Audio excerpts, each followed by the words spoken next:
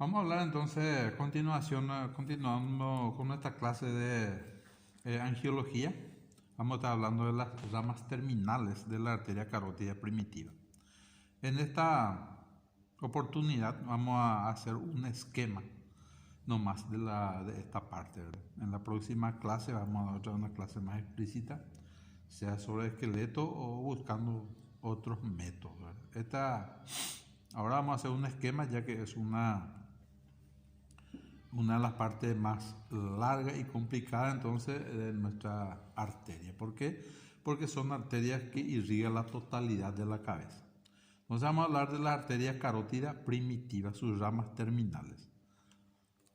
La clase pasada hemos hablado de la arteria carótida primitiva en su origen, su trayecto, su relación, y ahora hablamos de sus terminales. Posee tres terminales, que son la arteria occipital.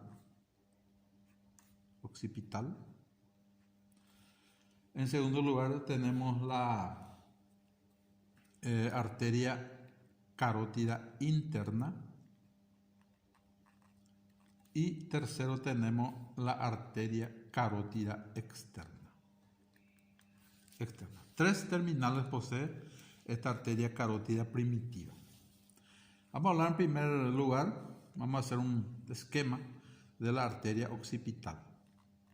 Esta arteria occipital es una de las ramas más pequeñas, o sea que es la segunda rama más o menos en cuanto a volumen, que es la terminal de la arteria carótida primitiva.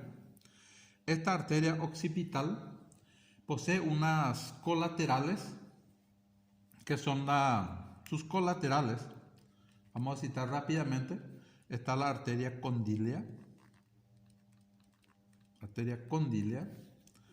la arteria meningea caudal y la arteria descendente o recurrente. Estas son las colaterales de la arteria occipital. Esta arteria occipital es como le dije anteriormente, es una arteria, segundo en cuanto a volumen o tamaño de las terminales de la arteria carótida primitiva, y es una arteria que se distribuye en su totalidad en la parte posterior de la, digamos, ¿verdad?, de la oreja, o sea, en la región de la nuca principalmente, en la nuca y en la región de la oreja.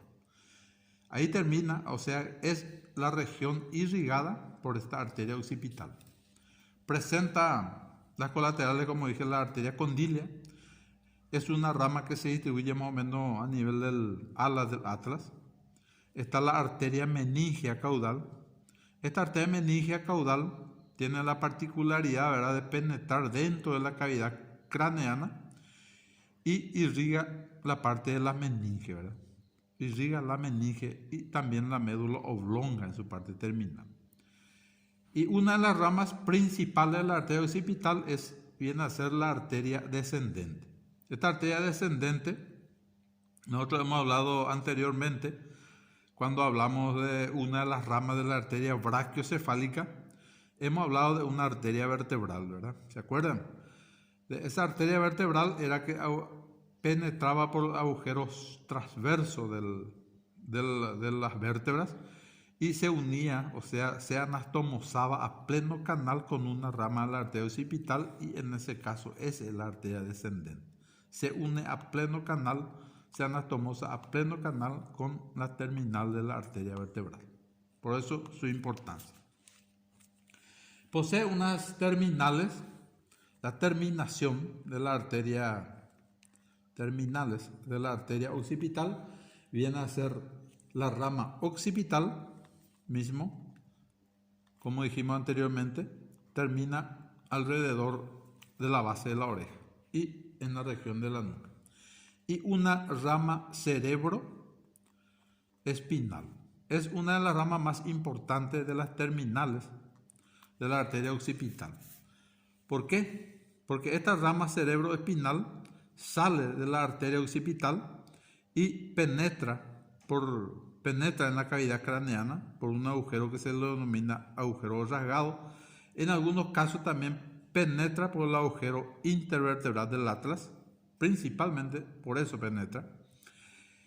Dentro ya de digamos, del canal vertebral, la última parte del canal vertebral se divide en dos ramas. Una rama espinal que se dirige hacia atrás, se une con el del lado opuesto en un ángulo agudo y se continúa como arteria espinal mediana. O sea, se va debajo de la vértebra, por el piso de las vértebras, de la columna vertebral, y entonces arteria vertebral mediana, inferiormente a la médula espinal. Y una rama cerebroespinal que se dirige hacia adelante con el del lado opuesto y forma un tronco común que se denomina tronco basilar. Este tronco basilar se dirige hacia adelante y entra en la constitución del polígono de Willis, que vamos a hablar más anteriormente cuando hablamos de esta arteria carótida interna. Eso es a grandes rasgos una de las ramas, o sea que una de las terminales entonces de la arteria carótida primitiva, que es la arteria occipital. De esta arteria basilar, no le dije, ¿verdad? De esta arteria basilar salen muchas ramas, que es para la médula oblonga, ramas cerebelosas anteriores y posteriores y ramas auditivas también. O sea que el tronco basilar es muy importante para irrigación de partes del sistema nervioso central. Como segundo lugar, vamos a hablar de la arteria carótida interna. La arteria carótida interna es también una de las ramas terminales de la arteria carótida primitiva. Nace un poco por detrás de la arteria occipital, se dirige hacia adelante y hacia arriba. Todas estas arterias se dirigen más o menos por la pared lateral de la faringe, de la bolsa gutural que existe en el caballo, por debajo de las glándulas parótidas, o sea, cubierta en parte por las glándulas parótidas. Esta arteria carótida interna penetra por el agujero rasgado dentro de la cavidad craneana, y en su interior, de ambos lados de la arteria carótida interna, penetra por la cavidad craneana, y entonces en este caso se va a encontrar dos arterias carótidas internas, en el lado derecho y en el lado izquierdo.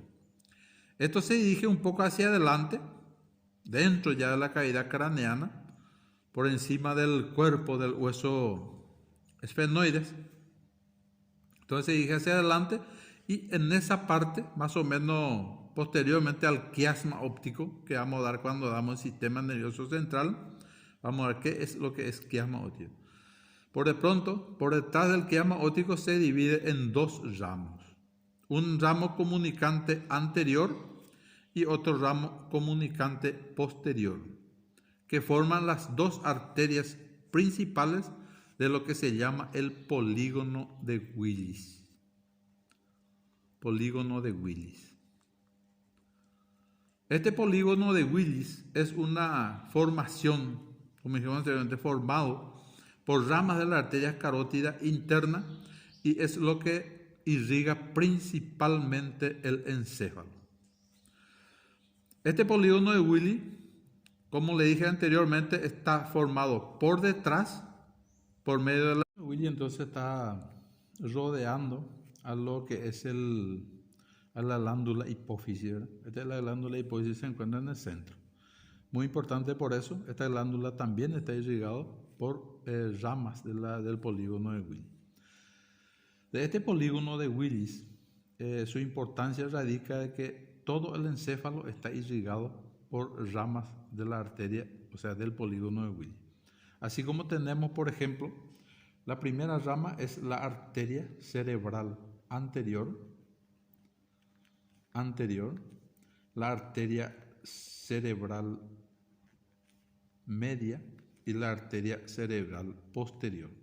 Son tres ramas que salen del polígono de Willis, que son colaterales del polígono de Willis, y se distribuye en todo el cerebro. en su parte craneal, en su parte media y en su parte posterior, en los dos hemisferios cerebrales entonces.